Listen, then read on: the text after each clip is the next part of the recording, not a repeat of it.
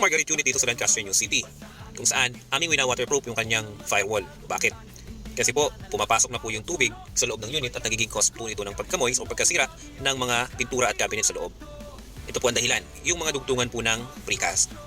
Yan. Kaya po ang ginagawa namin dyan ay ini-spray po namin yung existing mga pintura at saka yung waterproofing na nilagay nila. Kasi po ang pagkakalagay nito dito nung una ay naka-skin coat lamang bago nilagyan ng waterproofing. So sa sobrang tagal na po ng panahon ay tumutuklap na po yung skin coat. So kasama na po automatic doon yung waterproofing. Kaya po kailangan gawin natin ay scrape ng lahat yung mga nakakabit na waterproofing. Tapos yung dugtungan kailangang ma-grinder. Kaya nakikita nyo po may grinder kaming ginagamit. So mamasilyahin po natin yan, yung mga dugtungan pati yung mga crack ng waterproofing na may halong semento. Gagawin po nating pati bago tayo mag-apply ng 3 pahit ng waterproofing at saka natin pipinturahan. Yun lang po. Maraming salamat.